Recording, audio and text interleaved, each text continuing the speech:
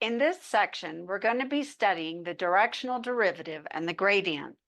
In section 4.3, we introduced partial derivatives. As you may recall, the partial derivative of a function of two variables, say x and y, is the partial of f with respect to x and the partial of f with respect to y, which represent the slope of the tangent line to the trace where the surface given by z equal f of x and y intersects a plane, either y equal a constant or x equal a constant, respectively. That is, that we can consider the partial derivative of the function with respect to x to be equal to the slope of the tangent line where the trace of the surface intersecting the plane y equal a constant is. And note that this tangent line is parallel to the x-axis when we take the partial with respect to x. Likewise, the partial derivative of the function with respect to y is the slope of the tangent line to the trace where the plane x equal a constant intersects the surface and it is parallel to the y-axis. Unfortunately, this is a bit of an issue for us. Needing to have the tangent line parallel to either the x-axis or the y-axis severely limits us. What if we want to find the slope of the tangent line in a direction other than along the x-axis or the y-axis? What we have to do is allow both x and y to vary, getting tangent lines that will be neither parallel to the x-axis nor parallel to the y-axis. In a sense, we're going off-grid. Let me share my screen and we'll get started. Our learning objectives for this section have all to do with the directional derivative, which of course is going to be the slope of the trace of the tangent line, but in a direction other than parallel to the coordinate axes, x and y. We're also going to consider something called the gradient, which is a vector. And this vector points the steepest way up, if you will. In other words, it's pointing in the direction where the z value, the dependent variable, is changing the fastest.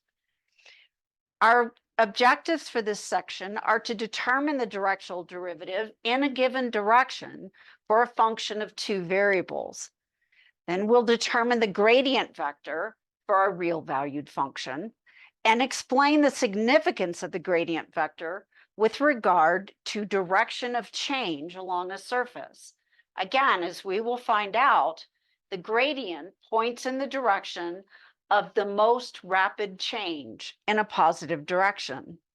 We'll use the gradient to find the tangent line to a level curve of a given function. And we'll calculate directional derivatives and gradients both in 3 dimensions in 4-dimensional space. That is, for functions of 3 independent variables, which represents 4-dimensional space. We want to start with the idea behind the directional derivative. Let's suppose that we've got a function of 2 variables, x and y, and we want to know how fast the function is changing. In other words, how fast z is changing at a particular point, x naught, y naught. Let's also suppose that x is increasing and y is decreasing, but that x is increasing 3 times faster than y is decreasing. So suppose we have a particle sitting at the point a, b in the domain, or x naught, y naught, but moving about according to the function given by f. We can use a vector to represent the direction of movement the particle experiences as 3, -1. Since it increases 3 times in the positive direction for x and -1 decrease in the direction for y. Now, there are infinitely many vectors that point in that direction, all of different lengths, but we could agree to use the unit vector so that it would be unique. Then we simply find the magnitude of the vector 3, -1 and divide each component by the magnitude. This gives us a unit vector pointing in the direction that we're interested in. Another thing that we could do instead is we could let theta be the angle measured counterclockwise, as we normally do in polar coordinate systems, from the positive x-axis. So theta is measured counterclockwise from positive x, and we can give the direction that our vector is pointing at in terms of this angle theta, using the standard basis vectors I hat and j hat. The unit vector becomes cosine of theta I hat plus sine theta j hat. If you look at the image here, we have a point AB, f of AB, on the surface. Below the point is the point AB0 in the xy coordinate plane. Emanating from that point is a vector that is parallel to the positive x-axis, and another vector in the direction of travel that we want to take, which is shown by the angle theta. What is then a directional derivative? The definition of the directional derivative, it's fairly similar to the definition for the partial derivatives. It can be difficult to compute using the formal definition, but we'll learn an easier way to do it as well. We're going to start with the graph of a surface given by some function z as a function of x and y. We're going to take a point AB in the domain of f, as in the previous image, and we're going to choose a direction to travel from that point. So if we look at the image above, we are choosing the point AB in the plane, and we're choosing to travel in the direction of this lower vector. Let me highlight it for you in yellow. Note that the direction of travel is the same at the point on the surface as it is at the domain point in the plane. Now we're going to allow theta to indicate this direction of travel. The distance we want to travel is h, and the direction we travel is given by the unit vector cosine theta I hat plus sine theta j hat. Of course, if you find the magnitude, you get 1. Therefore, the z coordinate of the second point on the surface is given by f of a plus h cosine theta, b plus h sine theta. In other words, we want to move a distance of h, but in a particular direction. And using trigonometry, that gives us the x coordinate of a plus h cosine theta and the y coordinate of b plus h sine theta. We can calculate the slope of the secant line connecting these 2 points on the surface. These points are on the surface itself by dividing the difference in z values by the length of the line segment connecting the 2 points in the domain. When I'm looking at the domain, the points are A, B, and A plus H cosine theta, comma, B plus H sine theta.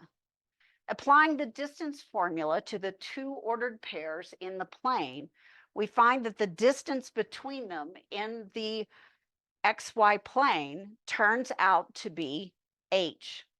It's a distance and it's strictly positive. This is the distance we want to travel. Now, to find the slope of the secant line, we find the value of the function at each of those 2 points and subtract them, and then we divide by the distance traveled, which is h. In order to find the slope of the tangent line in that direction, in other words, if we're looking at the image and we're on this point right here, there is a tangent line at this point that barely touches the surface, but points in the direction of the yellow highlighted vectors. We want to find the slope of that line. Notice that it's not parallel to the x-axis, nor is it parallel to the y. It's pointing in a different direction given by the angle theta. To do that, we need to find the limit as h approaches 0. Our formal definition for the directional derivative is to start with z, a function of x and y, with a domain of D, a subset of R2, or perhaps all of R2. We let the point AB be in the domain, and we let our unit vector be given by cosine theta I hat plus sine theta j hat. Then we define the directional derivative of the function f in the direction of the unit vector u to be given by this notation. Notice that we use an uppercase letter D followed by a subscript of the u vector. U is a vector, so either put a harpoon over it or use boldface if you're typing it. Of the function xy is the limit as h goes to 0 of the slope of the secant line. In other words, the directional derivative is going to give us the slope of the tangent line. If we evaluate it at a particular point, it will give us the slope of the tangent line at that point on the surface in the direction of u, provided that the limit exists. Now, using the limit definition is rather difficult to do. It was difficult in Calculus 1 when we had the definition of the derivative. It wasn't the actual way we computed derivatives. We saw something similar with partial derivatives in section 4.3. We now are going to find a different method of doing it, which we can call the computational definition of the directional derivative of a function of two variables. We again start with z as a function of x and y, and we assume that the partial derivatives f with respect to x and the partial derivative of f with respect to y both exist. Let the point AB again be in the domain of the function, and let your unit vector be given by cosine theta I hat plus sine theta j hat. Then the directional derivative of the function f in the direction of the unit vector u is given by the directional derivative of f in the direction of u. That's how you can read it. It's a d subscript u of f. So that's the directional derivative of f in the direction of u is given by the first partial derivative of the function with respect to x times cosine theta plus the first partial derivative of f with respect to y times sine theta. We can also extend this definition for functions of more than two variables as well, and we'll do that at the end of this section. Let's take a look at the proof that those are equivalent definitions. We're going to start with the point AB in the domain, and we're going to represent x and y in terms of parametric equations and the vector. X becomes a plus some parameter t times the cosine of theta. Y becomes b plus t times the sine of theta. In other words, we want to move along that unit vector u, so by multiplying the cosine of theta by a parameter, we guarantee that we move along that particular path. And the same for y. Now we let g be a function of t, which is equivalent to our function of x and y.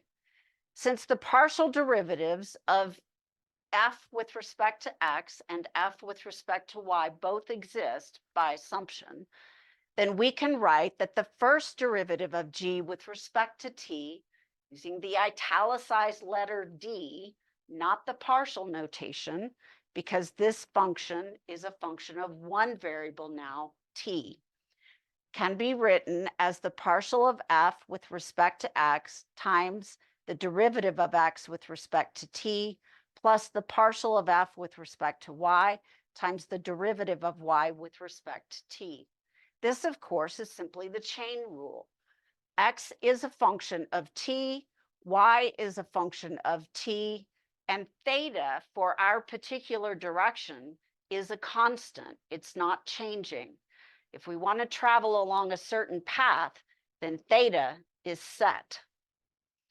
This can also be written in the same notation that we saw earlier.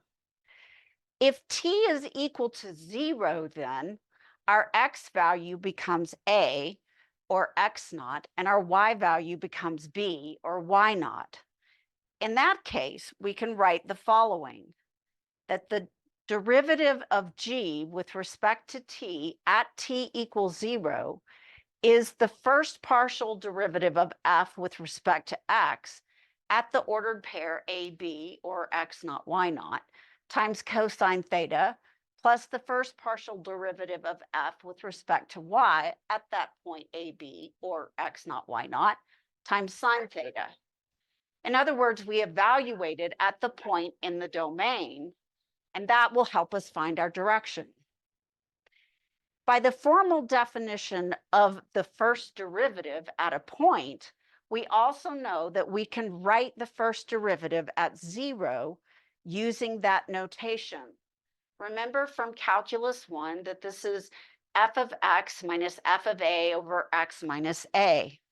In this case, it's g of t minus g of 0 over t minus 0. When we write this, we're able to then replace g of 0 with the function value at the particular point in the domain we're interested in, x naught, y naught, or a comma b.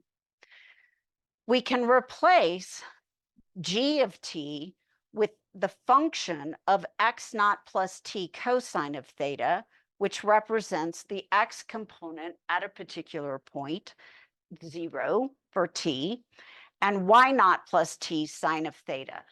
Again, this is at the particular value for t equal to 0.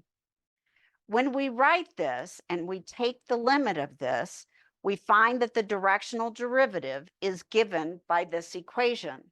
That's what that equation at the bottom means, which gives us our proof. If you want to learn more about the concept of the directional derivative, mathinsight.org has a very nice page that explains it and has an applet that you can play around with to help understand the directional derivative. We'll take a look at it a little bit later on. How do we interpret this directional derivative? Let's suppose you have a function z of x and y, and z represents the height of the mountain at each point x, y, where x may correspond to maybe latitude and y may be longitude. So given your latitude and longitude, what is the altitude from sea level at that point?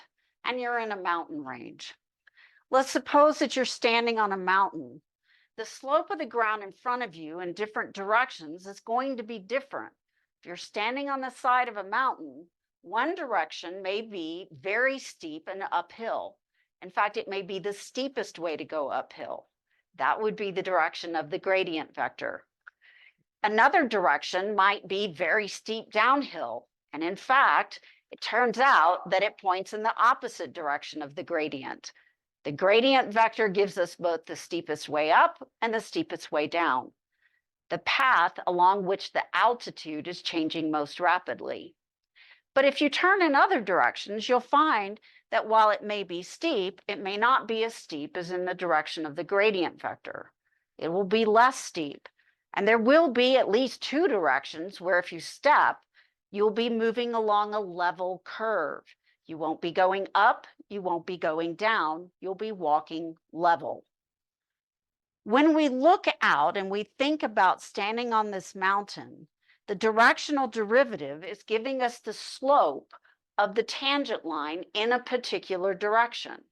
So if it's less steep than along the gradient vector, it's still going to give me the change in the z value in that direction. That's more or less what the directional derivative represents. In this case, the partial derivatives, the first partials of f with respect to x and with respect to y, give us the slope, the change in the slope moving along a line parallel to the x-axis or the y-axis respectively. But the directional derivatives give us the slope in any direction. In a sense, the partial derivatives are the directional derivatives, but only in the direction of either I hat or j hat. Let's go ahead and practice what we've talked about so far by finding the directional derivative of the function 3x squared y minus 4xy minus 4x in the direction of u, given by cosine of pi over 3 I hat plus sine of pi over 3 j hat. Our formula is written here, so remember to take the first partial with respect to x and multiply by the cosine of theta. Our theta is pi over 3. That will not change, because if you want it in a particular direction, then you don't change the direction. Plus the first partial with respect to f, first partial of f with respect to y times sine theta. Go ahead and pause the video, work this out, then turn the video back on so we can compare our answers. Let's compare our results. The partial derivative of the function with respect to x gives us 6xy minus 4y minus 4. It's multiplied by the cosine of pi over 3, which is 1/2. This will reduce each coefficient by 2. The first partial derivative of the function with respect to y is 3x squared minus 4x, and this is multiplied by the sine of pi over 3, which is root 3 over 2.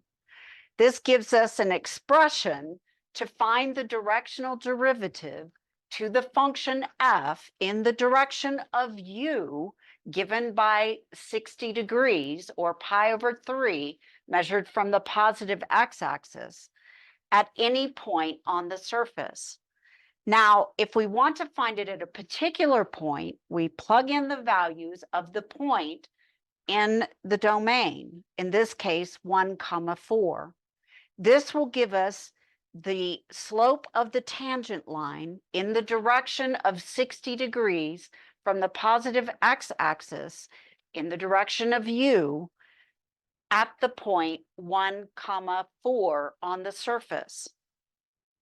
In this case, we see that the slope is about 3.8, which means that it must be headed uphill at that point. Let's talk about how to work with the directional derivative in CalcPlot 3D before we take a look at the picture. The first thing you want to do is you want to plot your surface in CalcPlot 3D. You can do that with the z equals select choice. Next, you want to click on the icon for the 2D trace plane. It looks sort of like a graph with a blue dot on it. Let's go ahead and take a look at our surface, which is here. And what we clicked on was this icon here, the third one from the left, or the last one that looks like a graph with a blue dot on it. Once we click on that, the next thing that we want to select is the drop-down menu to its right. When we click on the drop-down menu, we want to select Show Directional Derivative Trace. Input boxes will automatically open up below the 2D trace plane. Select the x and y values and the direction that you want to point. Over here, when we click on the 2D trace plane menu, the 2D trace plane opens. Then we click on the drop-down menu and we select Show Directional Derivative Trace. The next thing that we do once this menu opens up is we enter our input point, which is 1, 4 in the XY plane at an angle of 60 degrees. When we're looking at this, it's also pi over 3 radians. When we do this and we hit enter in one of the boxes, it's going to produce a graph like you see here. When we look at the graph and we point the graph over here, we can see the trace of the intersection of the surface with the plane corresponding to that direction. There is a plane in the direction where the angle is always 60 degrees from the positive x-axis. That's also a choice on the 2D drop-down menu, which is, well, let's see if I can find it. Oh, it's not there. It is instead in the box below it. Show vertical trace plane in the 3D plot. As you look through this, this is the 3D plot coming out, that plane. It is at an angle of 60 degrees from the positive x-axis. I don't know if it would show up very well if we tried to take Z out, but we'll try. Yep, there it is. You can see that the plane here, which is in sort of a peach color, is coming out at a 60-degree angle to the positive x-axis.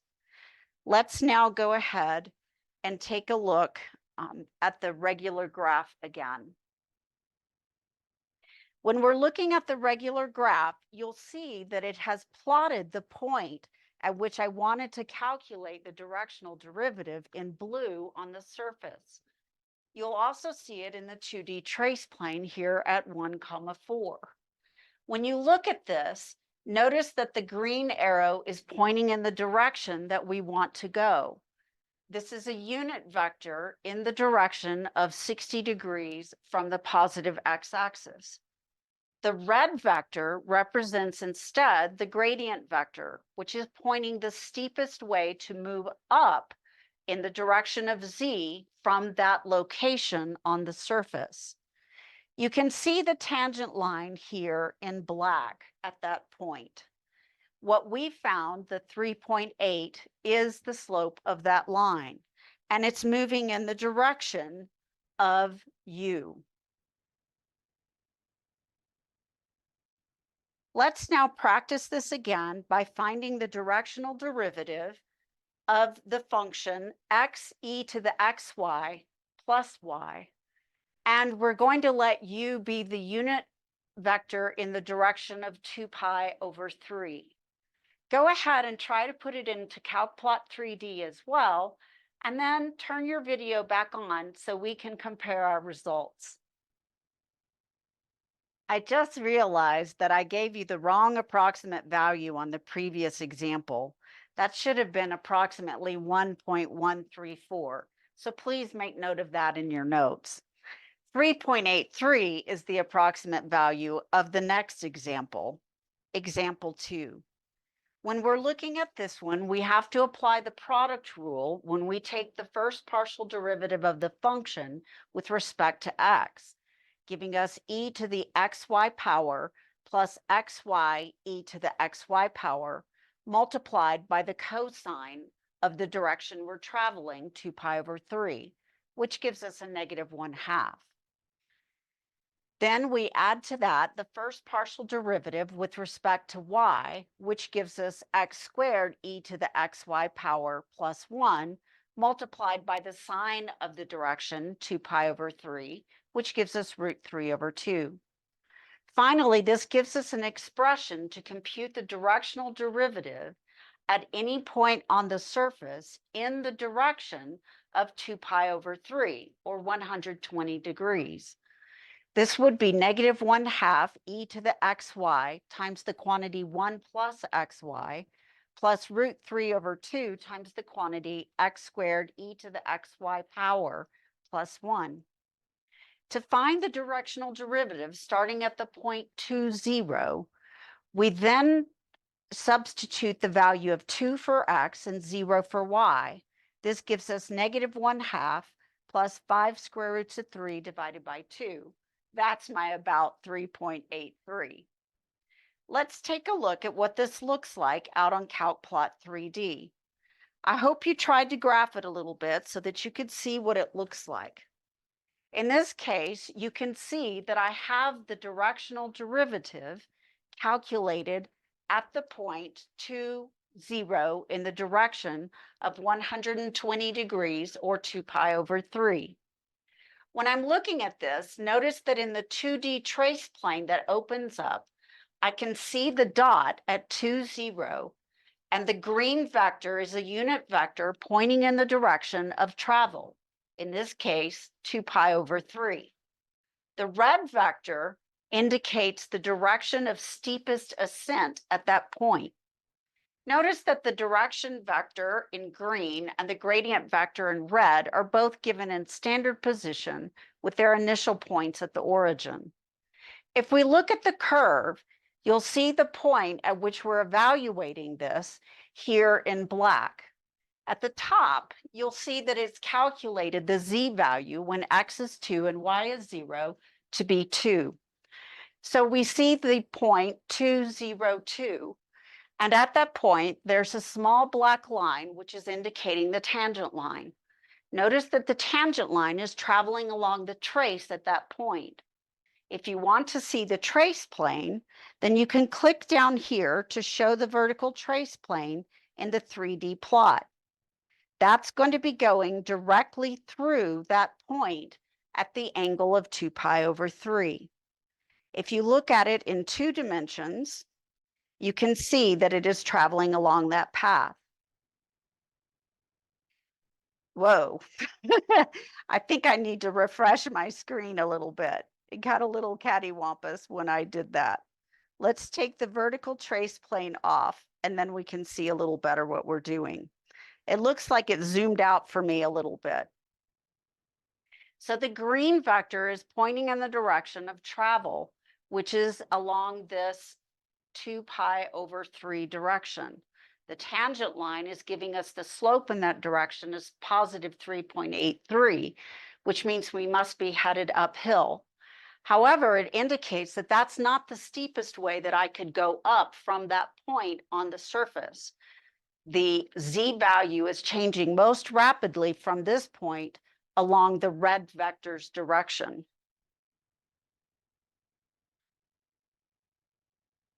We've been talking about the gradient quite a bit. Let's go ahead and talk about the gradient even more.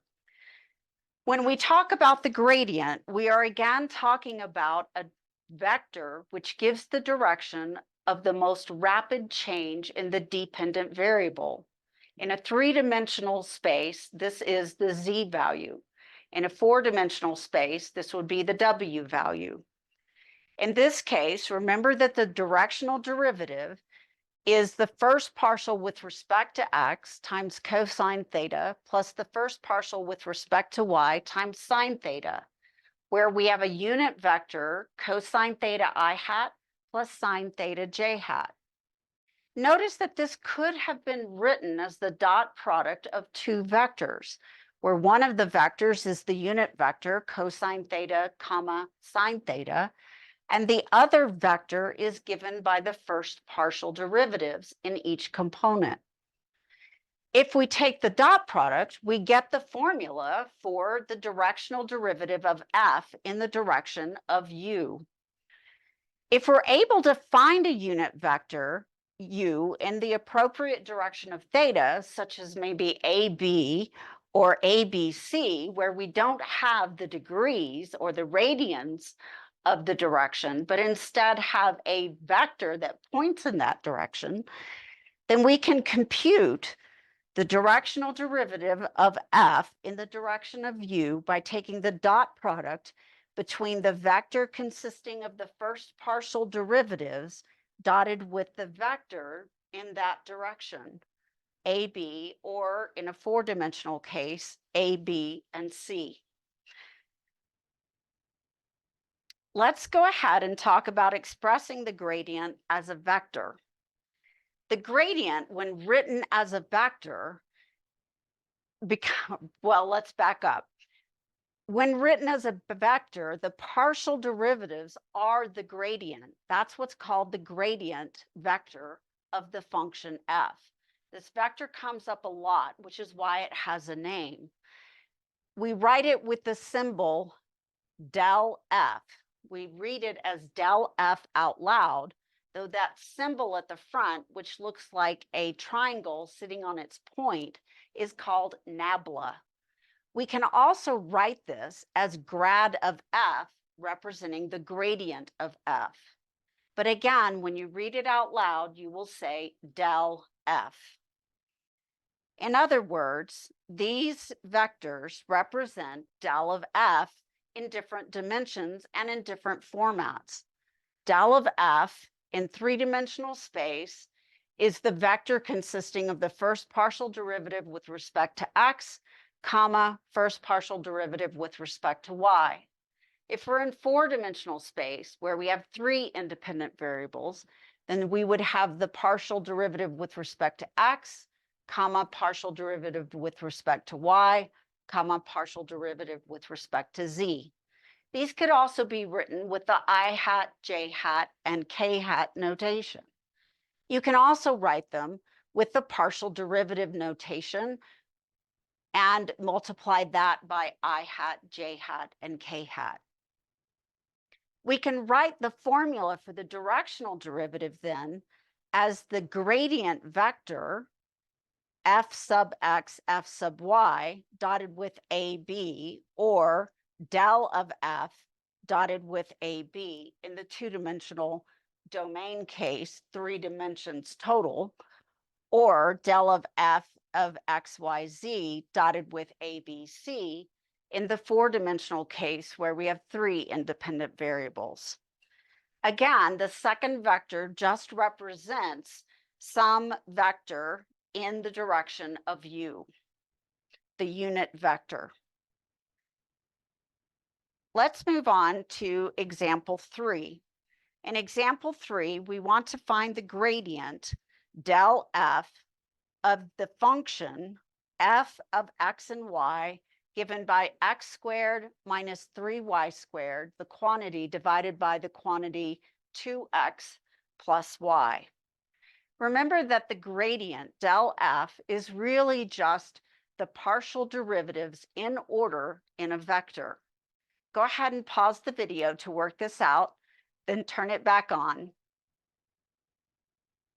This one requires quite a bit of algebraic manipulation, but when you're done, you have the quantity 2x squared plus 2xy plus 6y squared divided by the quantity 2x plus y squared, comma, negative 12xy minus 3y squared minus x squared, again divided by the quantity 2x plus y, the quantity squared.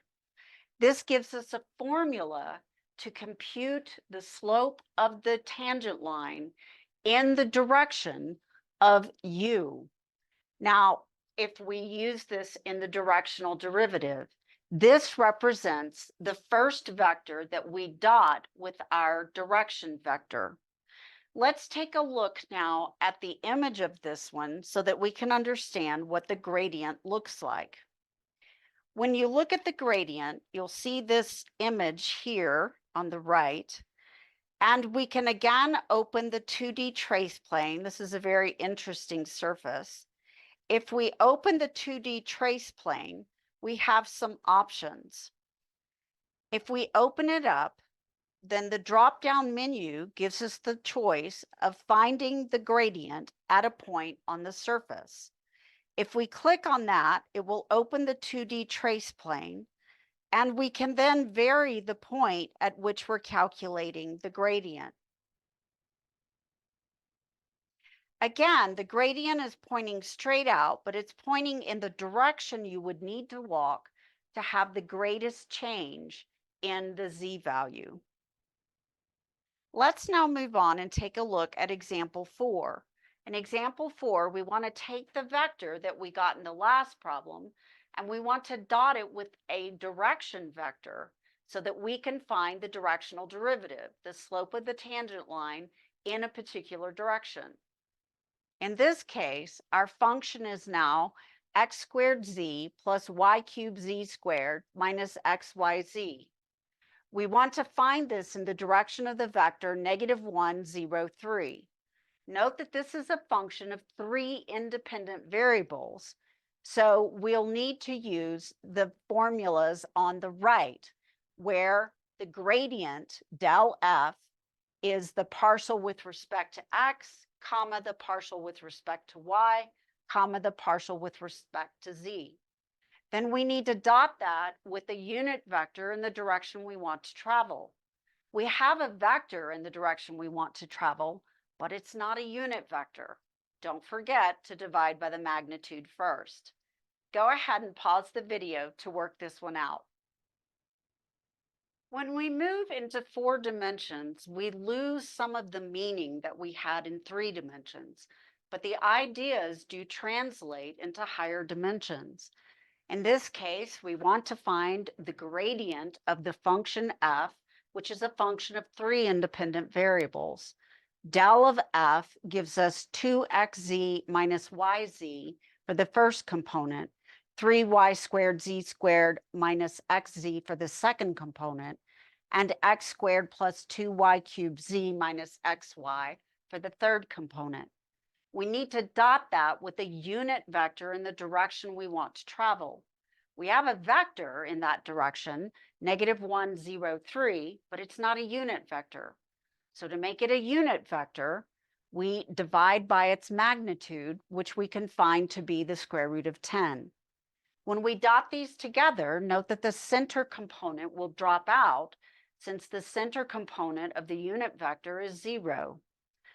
When we do this, we are then able to factor out the common factor of 1 divided by root 10 and multiply this by yz minus 2xz plus 3x squared plus 6y cubed z minus 3xy, which represents, in this case, the directional derivative of the function f in the direction of u. Let's now turn our attention to some properties of the gradient. These should mostly make sense to you. As we've already seen, we can represent the directional derivative in terms of the gradient dot product with a unit vector in the direction we want to go. This will give us the slope of the tangent line in the direction of that unit vector u. We have not shown all the variables of the function so that it can be used with a function of multiple variables, 2, 3, 4, or more. This can also be written as the directional derivative of f in the direction of u of a vector x, where the vector x represents x comma y in a 3-dimensional system, x comma y comma z in a 4-dimensional system, or x sub 1, x sub 2, x sub 3, up to x sub n in an n plus 1 dimensional system. Notice that when we do this, this is not the variable x, but a vector representing all the independent variables. If we let the angle between the del of f, the gradient of f, and the unit vector be phi, which again, remember, can be written in 2 formats. It can look sort of like a, well, I don't know what you'd call that, sort of like an O with a line coming down at an angle, or like a 0 with a diagonal slash extending above and below. That angle is phi. If we let the angle between the gradient, which points in the direction of the steepest increase in the dependent variable, and the unit vector be phi, then from the definition of the dot product as the magnitude of each vector multiplied by the cosine of the angle between them, we can write the directional derivative of the function in the direction of u at a point x naught, y naught, as the magnitude of the gradient vector at that point, x naught, y naught, times 1, since the magnitude of a unit vector is 1, multiplied by the cosine of phi. Now, this gives us some interesting properties about the gradient and the unit vector and the directional derivative. Cosine, as we know, varies between -1 and 1. So what would make this the largest possible value? If the cosine of phi was 1. That happens when the angle between them is 0 radians. In other words, u and the gradient are pointing in the same direction. In that case, the slope of the tangent line will be steepest, and it will maximize the directional derivative in the direction of the gradient or the vector u at that point, since they point the same way. Likewise, how could we minimize the value of the directional derivative, the slope of the tangent line at a particular point. Well, the minimum value for cosine of phi is -1. And this occurs when they point in opposite directions.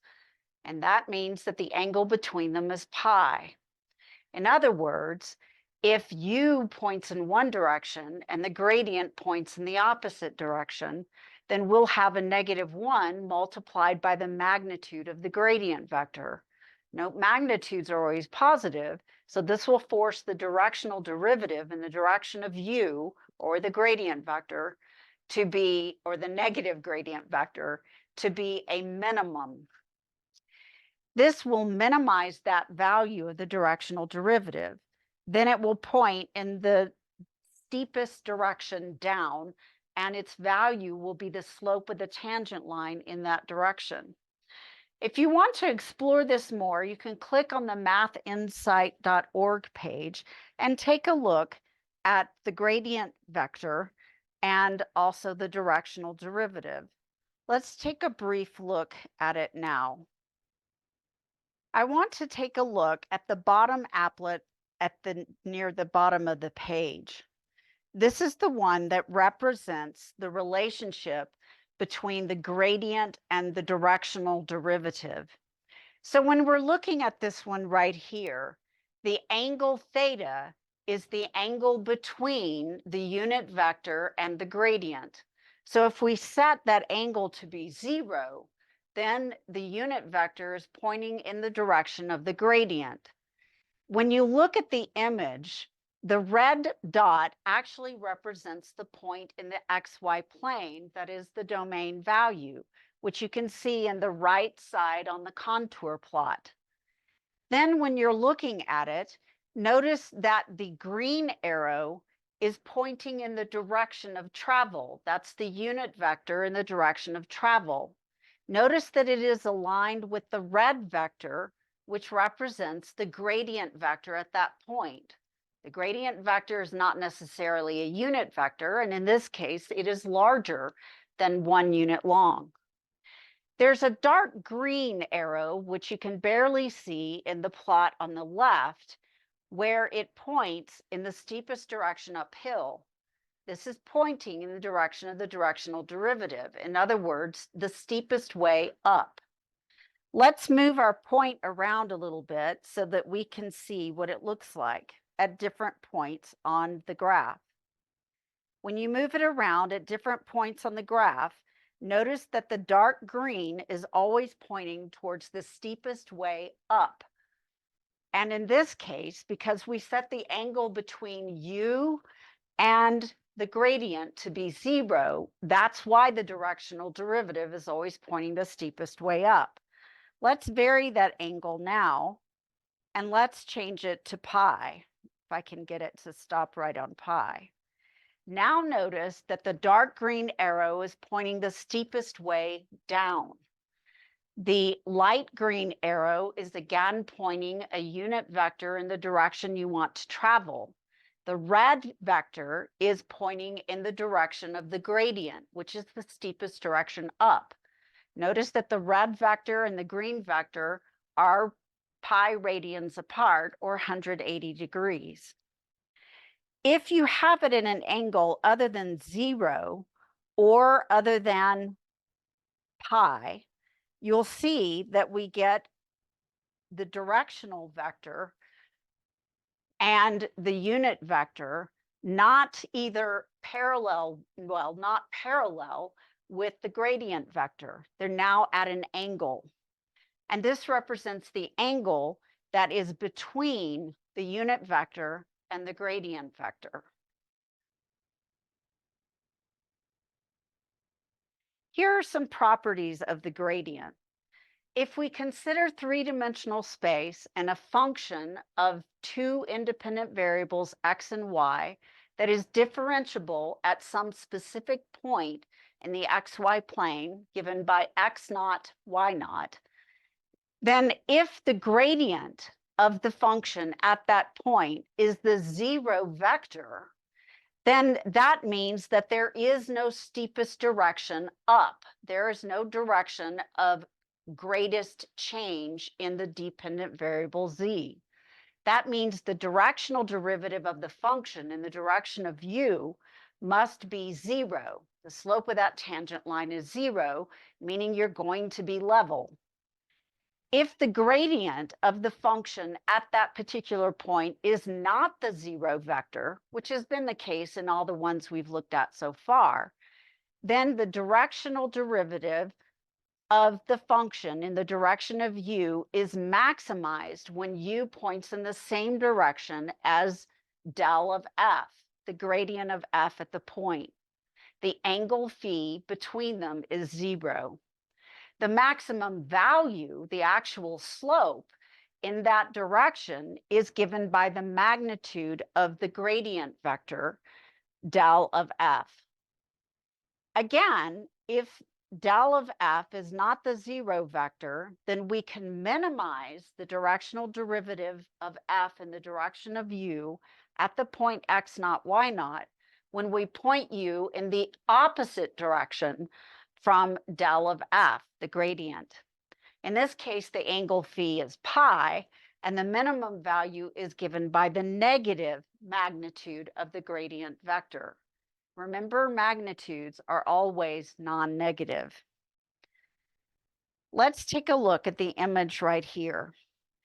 When you're looking at this particular picture on the paraboloid, you have a point x naught, y naught, z naught on the surface. At that point, the red vector is pointing in the direction of the steepest change in z, where it increases the most rapidly. That is del of f, the gradient vector. You can see it projected into the plane and labeled del of f. It represents the most rapid increase in z values. The dark blue vector coming from point P represents the steepest descent. In other words, the minimal value for the directional derivative at that point, the steepest way down. This is where you have the most rapid decrease in the values of z. This would be in the direction of the negative gradient of f, or negative del f. If you want to walk level, then you would walk along the green curve that is surrounding the surface. In that direction, you will be at the same level at all points. In that case, your slope would be 0. Now, the magnitude of the gradient indicates both the minimum and maximum values of the directional derivative at a point. Sometimes students have a hard time figuring out how to find u, a unit vector that points in the direction of the gradient vector. But all you need to do is take the gradient vector and divide by its magnitude. That will give you a unit vector pointing in the direction of the steepest ascent. And its opposite will give you the unit vector pointing in the direction of steepest descent. Let's now find the direction for which the directional derivative of the function g, given by 4x minus xy plus 2y squared, at the point -2, 3 in the domain is a maximum. And what is that maximum value?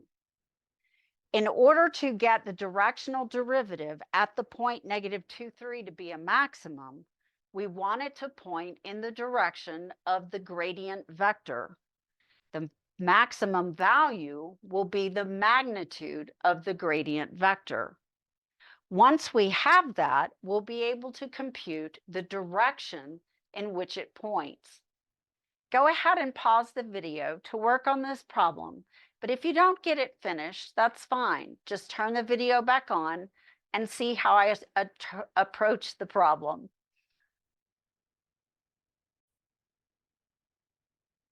I expect you may have had a little bit of trouble figuring out the direction in which to point. But remember, if you're trying to find the maximum rate of change of the function, then you want to travel in the direction of the gradient vector. To make it a unit vector, you simply divide by its magnitude. We can also find the angle theta from the positive x-axis, that this is rotated within the xy plane. Let's take a look at how I do that. First, in order to find where it's a maximum, we want to point in the direction of the gradient. The maximum value will be given by the magnitude of the gradient. So first we find the gradient by finding the partial derivative of g with respect to x and the partial derivative of g with respect to y. That gives us the vector 4 minus y, comma, negative x plus 4y. Then we want to evaluate this at the point from the domain -2, 3. Substituting -2 for x and 3 for y gives us the vector 114. This represents the gradient vector at the point in the domain -2, 3. On the surface, we would have to compute what g of -2, 3 is to know at what point we're standing on the surface. The direction of the gradient vector points in the steepest direction, up. In this case, we find the magnitude of the gradient vector to get the maximum value of the directional derivative of the function in the direction of the gradient vector. When we find the magnitude of the vector 114, we get the square root of 197, which is just over 14. To find the direction for which this is a maximum, we compute the vector corresponding to the gradient vector divided by its magnitude, which gives us 1 divided by square root 197, comma, 14 divided by square root 197. If we want to find the actual angle theta, that it is measured from the positive x-axis, remember that these components in the unit vector represent the cosine of the angle and the sine of the angle. They're both positive, so it must be in quadrant 1. In that case, we can find the arc cosine of 1 over root 197 or the arc sine of 14 over root 197. Both arc cosine and arc sine are defined in quadrant 1. This will give us approximately 1.499 radians, which is about 85.9 degrees. Let's take a look at how to represent this in CalcPlot 3D. The first thing we want to do is to plot the function again. We're going to plot the function, and I computed what the z value was at the point in the domain -2, 3. This gave me the point -2, 3, 16 on the surface. It's as if we're standing on a mountain at that location and wanting to know which way is the steepest way up. Let's take a look at that image in CalcPlot 3D. So we're standing here on this surface at the yellow dot. If I orient it in this direction, you can pretty much see which way to go to move in the direction of the greatest change in z. Now let's go ahead and click on the magnifying glass to make the plot transparent.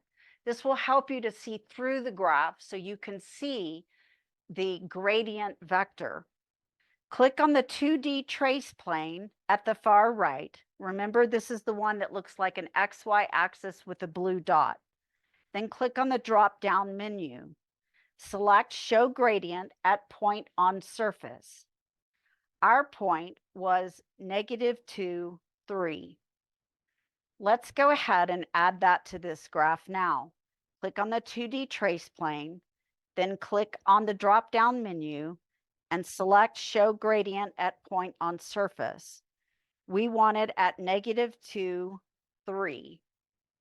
Enter that and hit Enter so it plots. Now keep in mind that the direction of the gradient vector is always projected as if it were in the XY plane. What it's saying is turn your body so that you're facing the direction of the red arrow. but move along the surface. If you do that, you're moving in the direction which is the steepest way up. The next thing that we can do after that is we can go ahead and make sure that we have the magnitude and everything else correct. Remember that the magnitude of the vector is the maximum value of the directional derivative at that particular point. Minimum value would be total opposite direction. When we're looking at this one, I had to set my axes a little bit differently to get it to show up well. You may want to pause the video and practice looking at these values for the axes. Now we want to do the projection of the surface. We're going to click on the 2D button next to the 2D trace plane drop-down menu icon. In other words, come out to the 2D trace plane icon, move to the drop-down menu, and then one over to the 2D button. If you click on the 2D button, you may have to scroll on your mouse wheel a little bit so that you can see all of the gradient vector in red. Our point is on the surface. This is projected down into the XY plane as if it were casting a shadow down. Notice that the direction of the gradient vector is just slightly less than directly straight up. It is at our, what did we find, 85.9 degrees, very close to 90 degrees, but ever so slightly less.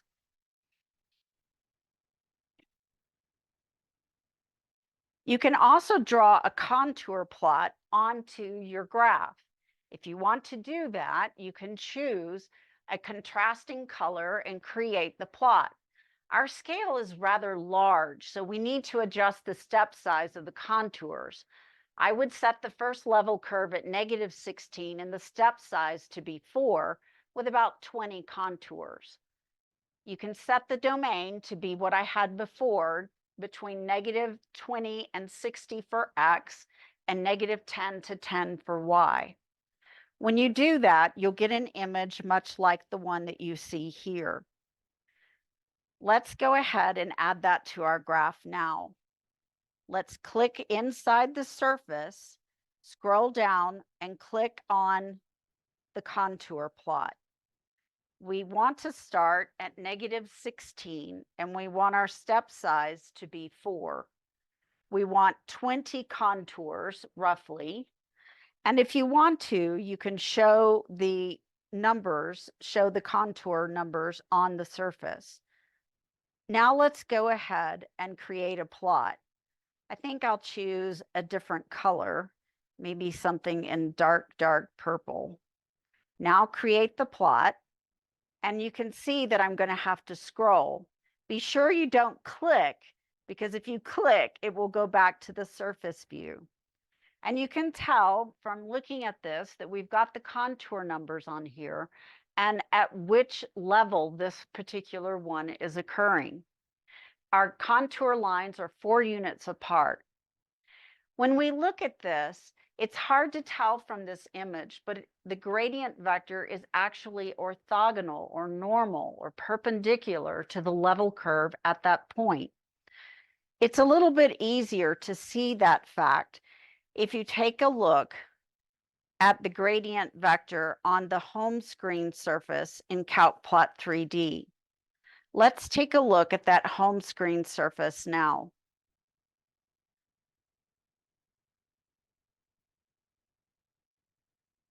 If you click on the home screen surface, as if you open CalcPlot 3D for the first time, and then you click on the contour plot and allow it just to plot the normal 11 beginning at -1, and then you tell it to graph, you will get the contour lines onto the home screen surface.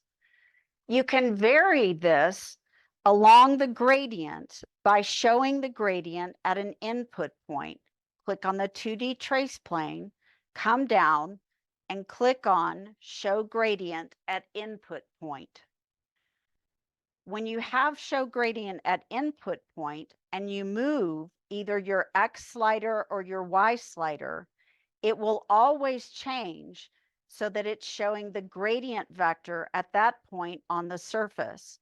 Notice that whenever I move it around in the 2D trace plane, it's always at a right angle to the level curve at that point. There are some YouTube videos that may help you get a better understanding for what the partial derivative and the gradient represent. The first one is only a 5-minute video. The next two are longer, 12 and 15 minutes.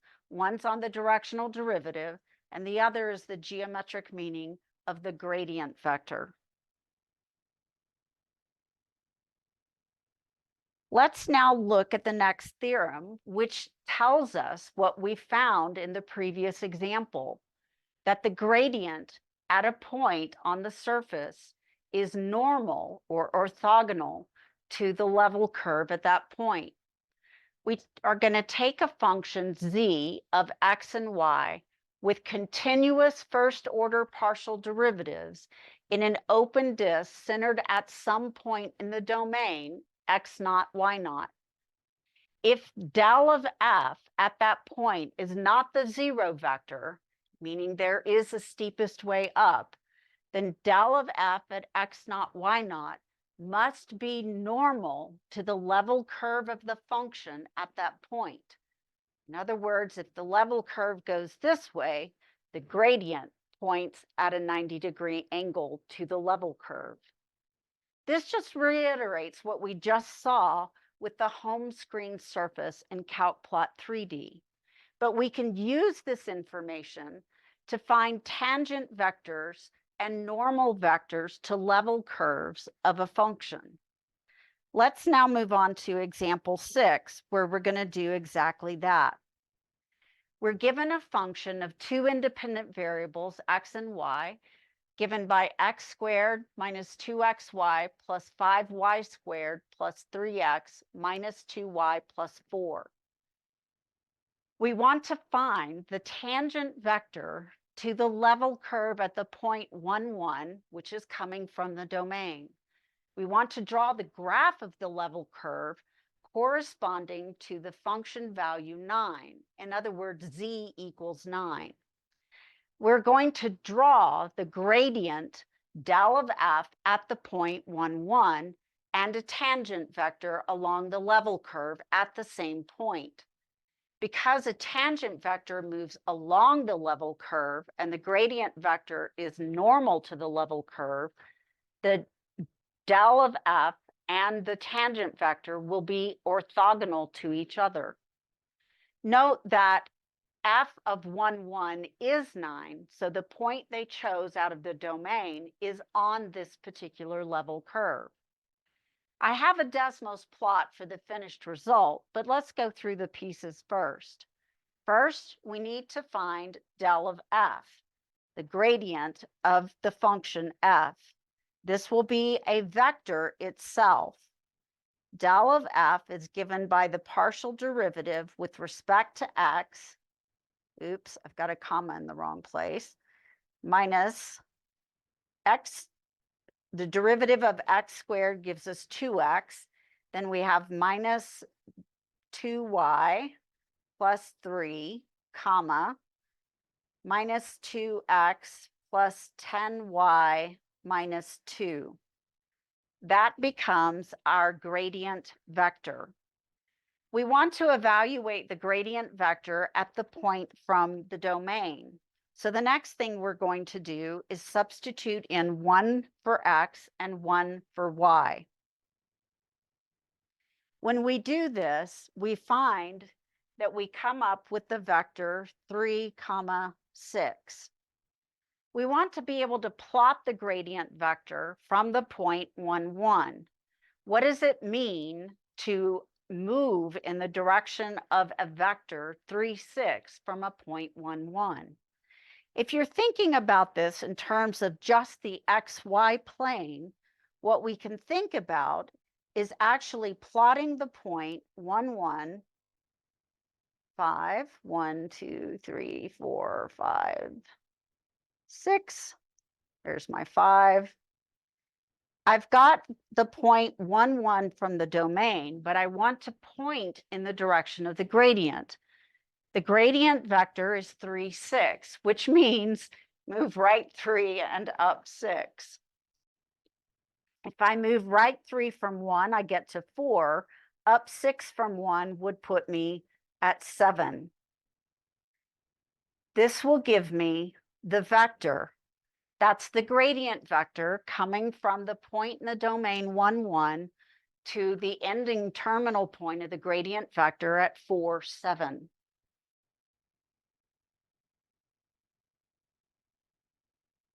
Let's now take a look at the next piece, which is finding an orthogonal vector to the gradient vector. We have the gradient vector, which is right here. We can make sure that we point in the right direction by plotting it at the point on the surface. The point on the surface is 1, 1, 9. Now we can find an orthogonal vector to the gradient vector. We need a tangent vector moving along the level curve, not at a right angle to it. How can we find a vector that is at a perpendicular angle to the gradient vector? In this case, it turns out that what you need to think of is the fact that if they are orthogonal, their dot products are 0. So all we have to do is work with the values of the vector 3, 6 in such a way that when we dot it with another vector, we get 0. It turns out that one easy way to do it is to swap the coordinate values and change one of them to a negative. So if the gradient at 1, 1 is 3, 6, then this means that an orthogonal vector can be given by 6, -3, or by -6, 3. Remember that the level curve has 2 directions to travel along. This just indicates the 2 different directions that you can travel on. This will make sure that these are orthogonal to each other. Let's just test it and prove that it is in fact orthogonal. We're going to take del of f, and we're going to dot it with the vector 6, -3. This would give me 3, 6, dotted with 6, -3, which will give me 18 minus 18, which does give me 0. What about the second orthogonal vector?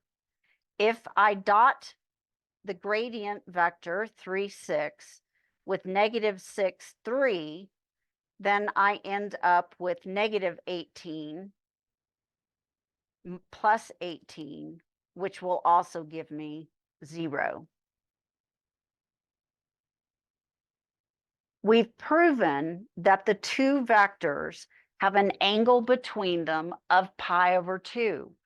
Remember that the dot product is the magnitude of one times the magnitude of the other times the cosine of the angle between them. If we get 0, the cosine of the angle between them must be 0 if, in fact, neither of the vectors has a magnitude that is the 0 vector. And in this case, it's clear that none of these vectors have a magnitude of the 0 vector. Now we've found 2 possible values that we can use. How do we graph the level curve when the z value is 9? Well, the domain point is 1, 1, and the z value is 9, so we can set the equation for f equal to 9. Then if we want to get 0 on one side, we can subtract 9 from both sides to get the equation x squared minus 2xy plus 5y squared plus 3x minus 2y minus 5 equal to 0. I don't recommend trying to draw this by hand. It turns out to be rather difficult because it is a slanted shape. Let's take a look at the slanted shape now. If we look at this, what we can see is that we actually have an ellipse that has been tilted so that the major axis is neither parallel to the x-axis nor parallel to the y-axis. Our domain point is 1, 1. Remember that our vector goes in the direction from 1, 1 to 4, 7. I used the vector -6, 3 to compute a normal vector to the level curve, or not a normal vector, a tangent vector to the level curve. Getting my words mixed up. This tangent vector is as if you continued walking in the same direction at that point. From 1, 1, -6, 3 gives me -6 plus 1 of -5. And 1 plus 3 gives me 4. So this gives me both the gradient vector at the point and a tangent vector to the level curve at that point. If we made them unit vectors, of course, they would be shorter. You can also plot this in GeoGebra 3D, which does a nicer job than Desmos of indicating the direction that the vectors are flowing. In this case, the gradient is pointing out this direction, and the tangent vector is pointing towards point C. We can also do this in CalcPlot 3D. When we do it on CalcPlot 3D, you do have to play with the scale quite a bit in order to get it even remotely accurate.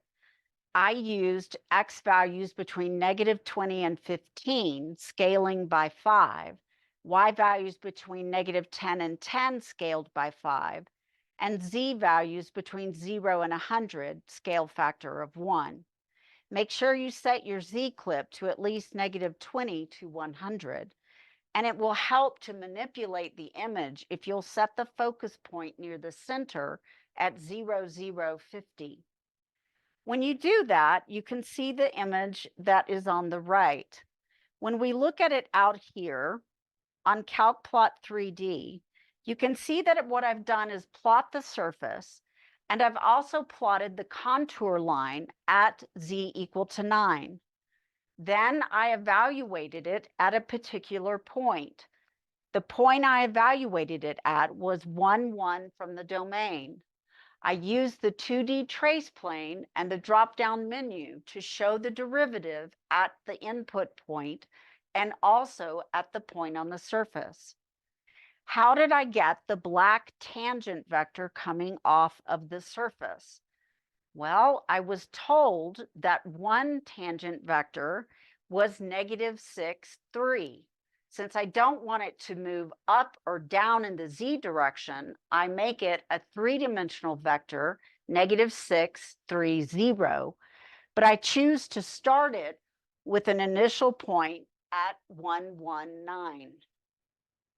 If you reopen the contour plot, you can see what it looks like projected into the XY plane. Again, you simply need to create one contour line at the appropriate point. And again, make sure you don't click or you will lose the image in the two-dimensional XY plane and revert back to the surface.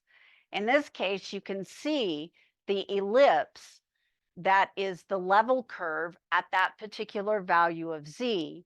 And you can see the gradient vector in red and the tangent vector in black. Let's now talk about three-dimensional gradients and directional derivatives. By three-dimensional, we mean that we have a function of 3 independent variables. So we're actually in 4-dimensional space. All of the ideas we've talked about so far can be extended into more dimensions, though we lose that analogy with being on a mountain. Let's go ahead and let W be a function of X, Y, and Z, such that the first partial derivatives with respect to X, Y, and Z all exist. The gradient is the vector given by the first partial with respect to x, comma, first partial with respect to y, comma, first partial with respect to z. You can also represent these with the standard basis vectors I hat, j hat, and k hat. Let's take a look at example 7.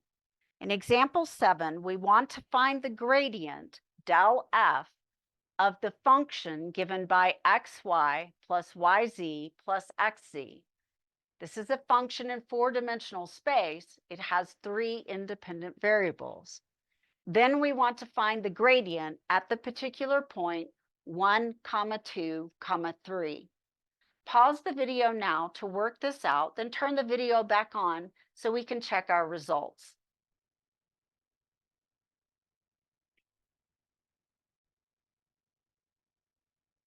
This problem is rather straightforward.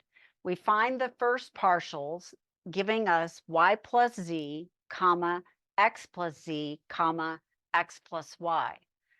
To find the value of del f at the point 1, 2, 3, we substitute 1 for x, 2 for y, and 3 for z. This gives us the vector 5, 4, 3. Let's take a look now at the directional derivative in four-dimensional space. When we look at the directional derivative in four-dimensional space, we can also use the gradient in order to find it. In this case, we're going to need a unit vector that has three components. Since the domain is no longer the xy plane anymore, but is instead a subset of R3 or three-dimensional space, then the 3D point in the domain will have three angles associated with it. The direction angles, which is the one with the positive x-axis, which we'll call alpha, the one with the positive y-axis, which we'll call beta, and the one with the positive z-axis, which we'll call gamma. We've seen these direction angles earlier in a previous chapter. Then the directional cosines are cosine alpha, cosine beta, and cosine gamma. Recall from the work we did a long time ago that this is still a unit vector, so we still have that cosine squared alpha plus cosine squared beta plus cosine squared gamma equals to 1. Let's take a look at the definition of the directional derivative of f in the direction of u for a function in four-dimensional space. Let f of xyz be a differentiable function of three independent variables. Let u be given by cosine alpha, comma, cosine beta, comma, cosine gamma, a unit vector. Then the directional derivative of the function f in the direction of u is given by the notation with uppercase letter D followed by subscript u followed by the function notation f of xyz. This is the dot product between del of f and the unit vector. In this case, it gives us the first partial with respect to x times cosine alpha plus the first partial with respect to y times cosine beta plus the first partial with respect to z times cosine gamma. If instead of the angle, we instead know a unit vector pointing in the same direction, then we can instead take the dot product between that unit vector and del of f, the gradient of f.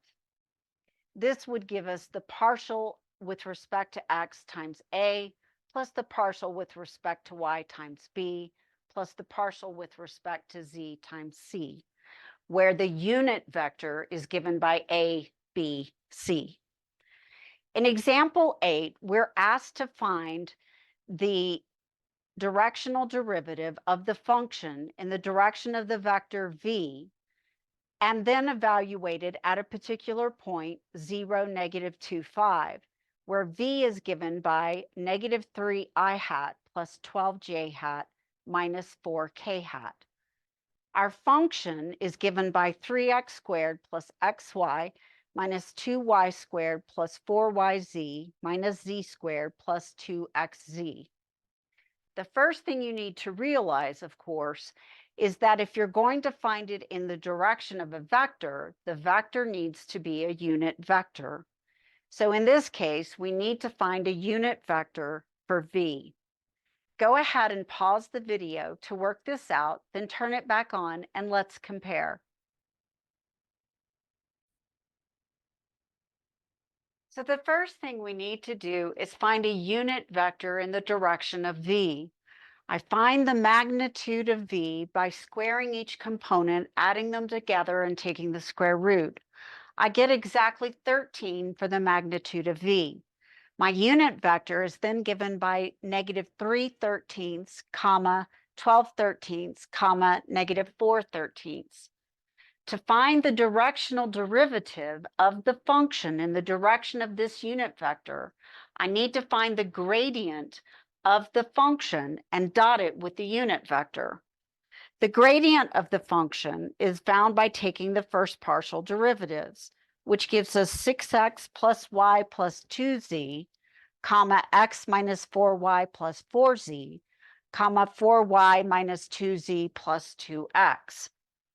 When you dot this with the unit vector, it's easiest to write it, well, somewhat vertically so that you can gather your like terms. Let's see if I can get it all on there at the same time. Not quite, but close. Again, you are dotting these two vectors together, so multiply corresponding components together and then add up each of the products. This gives us, as a final result, the directional derivative of the function in the direction of the unit vector u as -14/13 times x minus 67/13 times y plus 50/13 times z. Then we were told to evaluate the directional derivative at a particular point on the surface. When we do this, we substitute 0 for x, -2 for y, and 5 for z. This gives us a directional derivative of 384/13, which is about 29.5.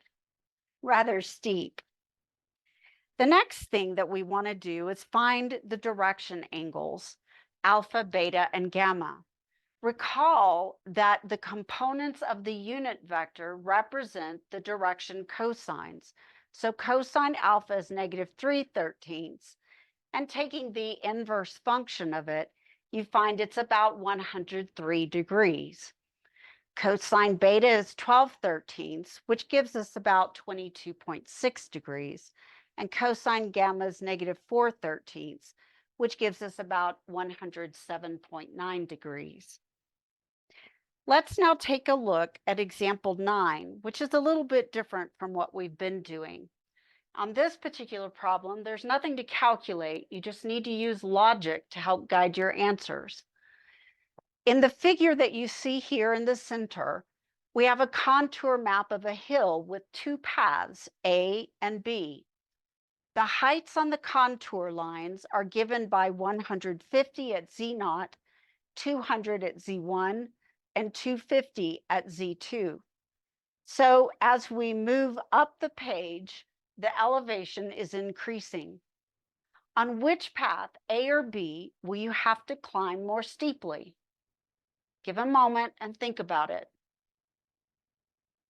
You're right, you're climbing more steeply on path A because the contour lines are closer together, indicating that you have less distance in your domain value for an increased change in the Z value.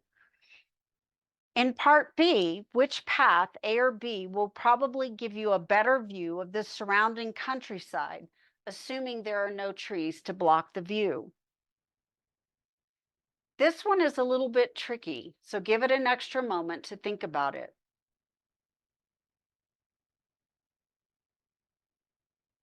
The fact is, if you're climbing up A, you're going the steepest way up, which means that there are hills on either side which are blocking your view.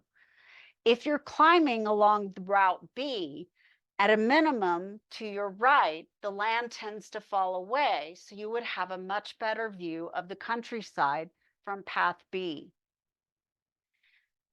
Question C is along which path, A or B, is there more likely to be a stream? You're right, it's along path A. Water follows the steepest way down, giving us those beautiful waterfalls on the sides of mountains. Let's take a look now at our last example in this section.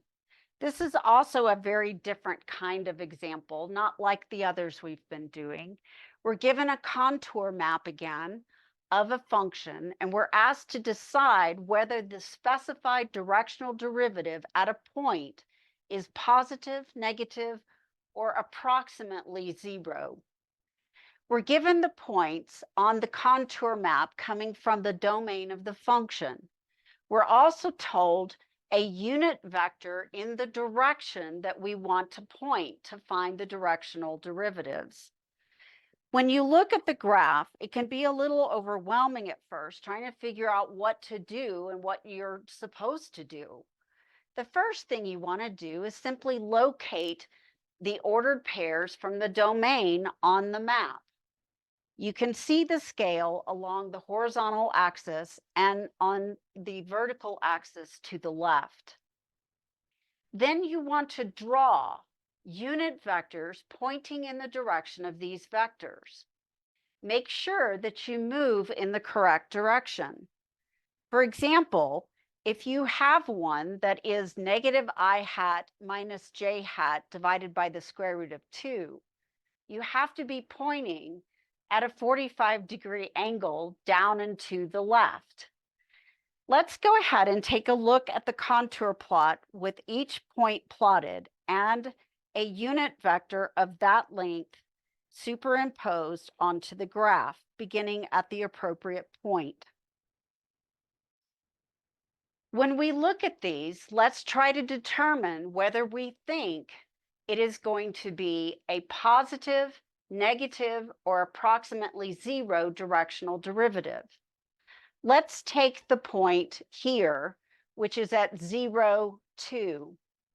At 0, 2, it's pointing in the j hat direction. Notice that if you point in that direction, it's actually giving you the gradient because that vector is normal to the level curve at the point 0, 2. If we look at the labels on the contour lines, we can see that the numbers are increasing. So this must be a maximal directional derivative value. So it must be positive.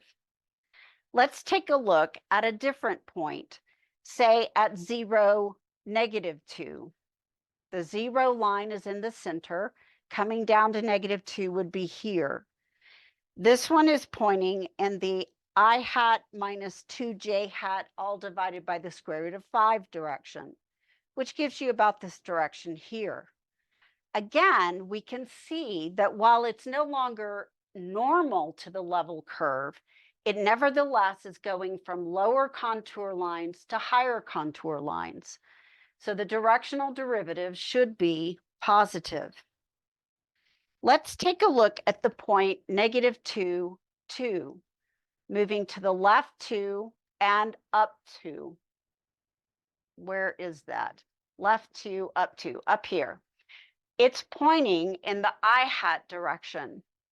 In this case, notice that we are going from a higher contour line at 8 towards a lower contour line at 6.